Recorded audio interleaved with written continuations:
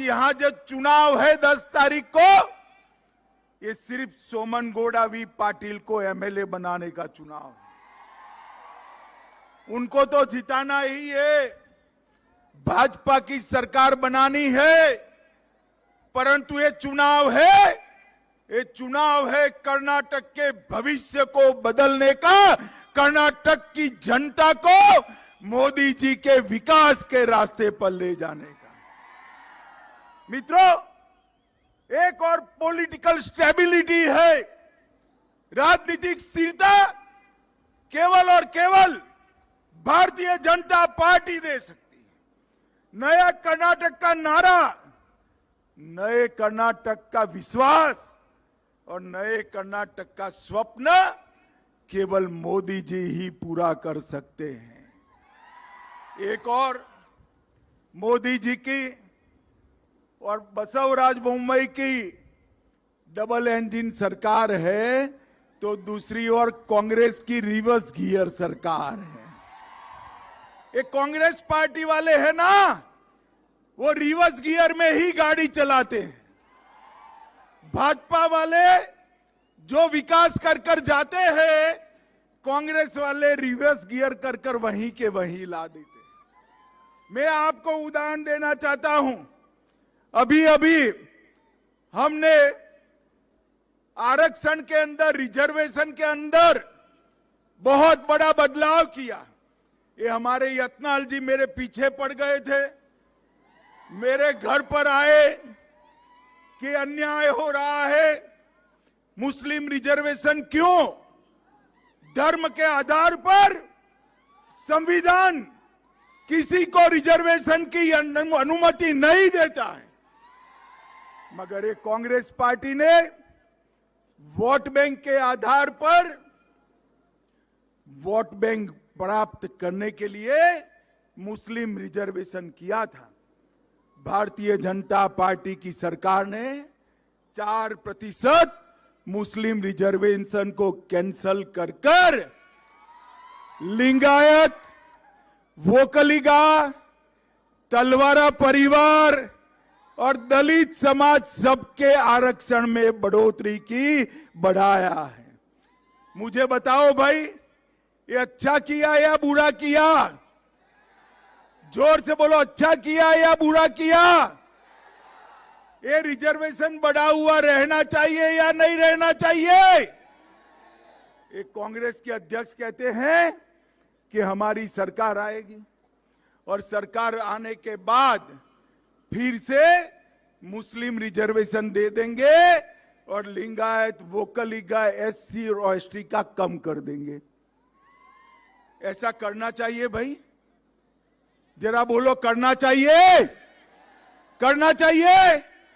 आप चिंता मत करो, कांग्रेस की सरकार भी नहीं आनी है और रिजर्वेशन कम भी नहीं होना है। भारतीय जनता पार्टी बहुत स्पष्ट रूप से मानती है कि आरक्षण पर पिछड़े समाज का अधिकार है, दलितों का अधिकार है, आदिवासियों का अधिकार है, और लिंगायत और वोकलिगा को जो आरक्षण हमने बढ़ाया है वो कभी खत्म नहीं होने देंगे। कांग्रेस वालों, कभी खत्म नहीं होने देंगे।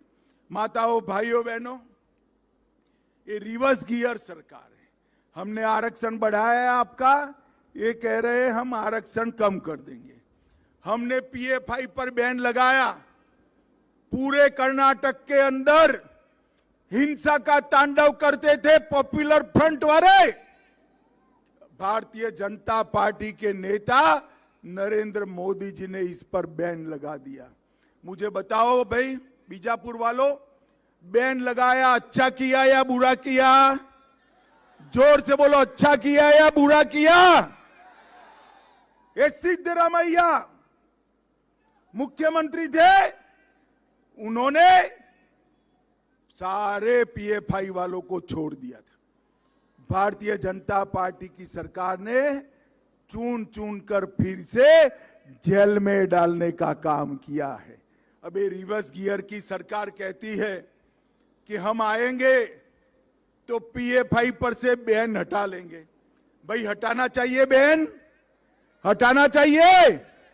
ये पीएफआई जो है ये पूरे कर्नाटक के लिए खतरे की घंटी है, खतरे की घंटी है। परंतु कांग्रेस पार्टी वोट बैंक की राजनीति के लिए पीएफआई के लोगों को प्रोत्साहन दे रही थी। मैं कर्नाटक वालों को कहने आया हूं कि आप चिंता मत करिए, पीएफआई का बैन नहीं हटने वाला है। मोदी जी के शासन में कर्नाटक की सुरक्षा जस की तस रहने वाली है। माताओं, भाइयों, बहनों, उरी पर हमला हुआ, पहले मनमोहन सोनिया की सरकार थी। वो सरकार हर रोज पाकिस्तान से आलिया, मालिया, जमालिया आते थे और हमला कर कर चले जाते थे। मगर मनमोहन सिंह जी में जरा भी हिम्मत नहीं थी कि उसके खिलाफ आवाज निकालें। मोदी जी की सरकार आई, कश्मीर पर हमला किया, 10 ही दिन में सर्जिकल स्ट्राइक और एयर स्ट्राइक कर कर पाकिस्तान के घर में घुसकर आतंकवादियों का सफाया करने का काम ये भारतीय। मुझे बताओ भाई, ठीक किया या नहीं किया? भाई राहुल गांधी कहते हैं आप सबूत लाओ। अरे राहुल बाबा, आप में अकल नहीं है। सबूत क्या देख मांग रहे हो? ये पाकिस्तान वाले छातियां पीट पीट कर रो रहे हैं, यही सबूत है कि वहां क्या हो गया है। माताओं, भाइयों, बहनों, हमने स्टेट को सुरक्षित करने के लिए एनआईए का दफ्तर खोला, 14,000 पुलिस कर्मियों की भर्ती की और बेंगलुरु पर ब्लास्ट, डीजी हल्ली, केजी हल्ली जैसी घटनाओं को एनआईए ने जांच कर कर कल्पित को जेल की सलाखों के पीछे डालने का काम ये भारतीय जनता पार्टी की सरकार ने किया। धर्मांतरण विरोधी कानून भी भारतीय जनता पार्टी लाई है और धर्मांतरण को रोकने का काम भारतीय जनता पार्टी की सरकार ने किया है। अभी अभी यत्नाल जी बता रहे थे कि ये कांग्रेस के अध्यक्ष ने, अरे सिद्धरामैया ने लिंगायतों का अपमान किया। यत्नाल जी, इसमें आपको नई बात क्या है? इन्होंने निजलिंगप्पा का भी अपमान किया था, इन्होंने वीरेंद्र पाटिल का भी अपमान किया था, इन्होंने येदुरप्पा जी को भी कुर्सी पर से नीचे उतारने का काम किया था। ये कांग्रेस पार्टी हमेशा लिंगायतों का अपमान करती रही है और आज हमारे 1-2 नेता वहां चले गए, उनको लगता है कि जीत जाएंगे। मैं कहता हूं हुबली में भी उनको 25,000 से ज्यादा वोट से हारना पड़ेगा, 25,000 से ज्यादा वोट। माताओं, भाइयों, बहनों, ये भारतीय जनता पार्टी देशभक्तों की टोली जैसी पार्टी है। और दूसरी ओर जेडीएस। मुझे बताओ, गत विधानसभा चुनाव में भी कर्नाटक की जनता ने जेडीएस को 35 सीटें दी। अंत में क्या हुआ? मुख्यमंत्री बनने के लिए कांग्रेस की गोदी में बैठ गए। बैठे थे या नहीं बैठे थे? आपके यहां भी लड़ रहे हैं, ध्यान रखना जरा। उनको पूछो कि कांग्रेस के वहां जाओगे या क्या करोगे? ये जेडीएस को वोट देने का मतलब है कांग्रेस को वोट, कांग्रेस को वोट देने का मतलब है पीएफआई से बैन उठाना। भाइयों, बहनों, इस बार जरा भी गलती करे बगैर पूर्ण बहुमत की भारतीय जनता पार्टी की सरकार बनानी है। और मैं आज अपील करने आया हूं, सारे हमारे 3 प्रत्याशी बैठे हैं। मैं आज बीजापुर की जनता को अपील करता हूं कि 8 में से कम 7 सीटें कमल खिलाकर मोदी जी को देने का काम बीजापुर की जनता करे। हमने 220 करोड़ की लागत से बीजापुर एयरपोर्ट की स्वीकृति दी। संकेश्वर बीजापुर राज्य राजमार्ग को नेशनल हाईवे घोषित किया। अपर कृष्णा प्रोजेक्ट के स्टेज 3 के लिए 10,000 करोड़ दिया। मूलवाड़ लिफ्ट इरिगेशन योजना का उद्घाटन कर दिया गया। गन्ना किसानों को कांग्रेस 2100 रुपया प्रति टन एफआरपी देती थी, हमने 2100 से बढ़ाकर 3150 रुपया कर दिया।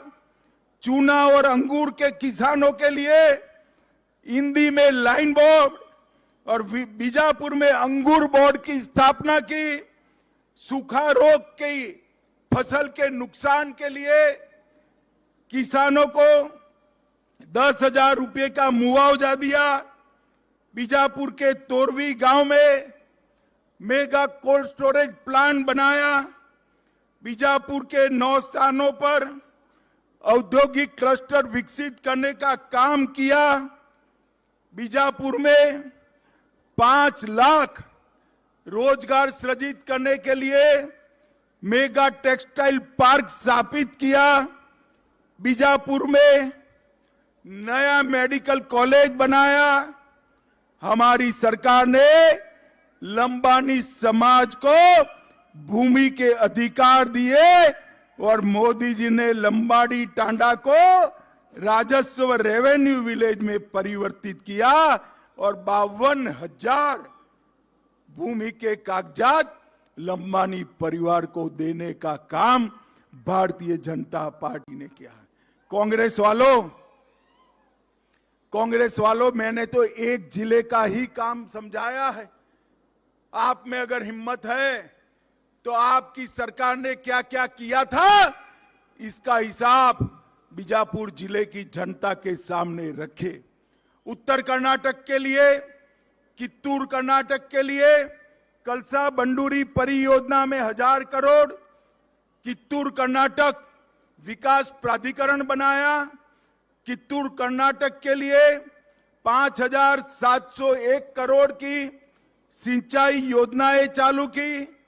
अम्माजेश्वरी 1486 करोड़ की, चन्नवृष बेंद्र लिफ्ट इरिगेशन 520 करोड़, सत्तीगेरी सिंचाई 546 crore, Belagavi Kittur Dharwad railway 150 crore, Bagalkot Kudachi railway 210 crore, Gadag Yalvigi railway 600 crore, सिख गांव में दूसरा टेक्सटाइल पार्क, हावेरी में 1 लाख लीटर की डेयरी, बीजापुर में हवाई अड्डा, Raichur Kalaburagi 6 lane access control greenfield highway Bharatiya Janata party ने बनाया। मैं कांग्रेस वालों को कहना चाहता हूं, उत्तर कर्नाटक को हमेशा अगर किसी ने अन्याय किया है तो एक कांग्रेस पार्टी ने किया है। और जब जब भाजपा की सरकार आई हमारे कित्तूर कर्नाटक के विकास के रास्ते खुल गए। माताओं, भाइयों, बहनों, मोदी सरकार, मनमोहन सिंह सरकार ने 5 साल में कर्नाटक को 94,000 करोड़ रुपया दिया था, सिर्फ 94,000 करोड़। नरेंद्र मोदी सरकार ने 5 साल में 94,000 करोड़ से बढ़ाकर 2,26,418 करोड़ रुपया देने का काम नरेंद्र मोदी जी ने किया है। इसके साथ साथ कर्नाटक के अंदर 4 लाख गरीबों को घर दिया, 43 लाख नए पीने के पानी के कनेक्शन दिए, 48 लाख गरीब माताओं को घर में शौचालय बनाकर दिया। अन्न योजना में 4 करोड़ लाभार्थी को प्रति माह, प्रति व्यक्ति 5 किलो अनाज फ्री ऑफ कॉस्ट मुफ्त में देने का काम किया। 54 लाख किसानों को 15,000 करोड़ रुपया इनके बैंक अकाउंट में ट्रांसफर किया। 37 लाख माताओं को गैस का सिलेंडर दिया और 1 करोड़ 38 लाख लोगों को 5 लाख तक का स्वास्थ्य का बीमा देने का काम भी भारतीय जनता पार्टी की सरकार ने किया। माताओं, भाइयों, बहनों, कर्नाटक का अगर कोई विकास कर सकता है तो मोदी जी ही कर सकते हैं। मुझे बताओ, आप लोग, कश्मीर से धारा 370 हटनी चाहिए थी या नहीं हटनी चाहिए थी? जरा जोर से बोलो, कश्मीर हमारा है या नहीं है? जोर से बोलो, है या नहीं है? एक कांग्रेस पार्टी 70 साल से धारा 370 को एक बच्चे की तरह गोदी में खिला रही थी। 5 अगस्त 2019 को मोदी जी ने धारा 370 को समाप्त कर दिया और हमेशा के लिए कश्मीर भारत का हिस्सा बन गया। मित्रों, माताओं, भाइयों, बहनों, मुझे बताओ, अयोध्या में राम मंदिर बनना चाहिए या नहीं बनना चाहिए? जरा जोर से बोलो, बनना चाहिए या नहीं बनना चाहिए? एक कांग्रेस पार्टी सालों से राम मंदिर को अटका रही थी, लटका रही थी, भटका रही थी।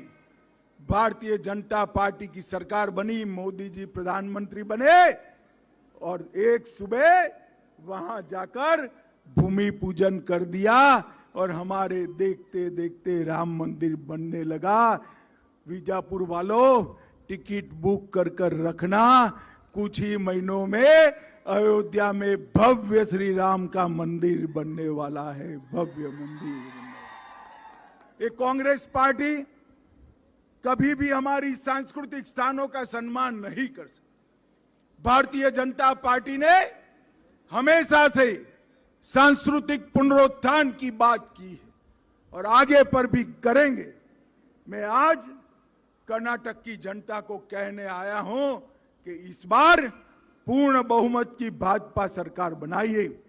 बीजापुर के अंदर 8 में से 7 सीट भारतीय जनता पार्टी को मिलनी चाहिए। मिलेगी क्या? बताइए भाई, मिलेगी?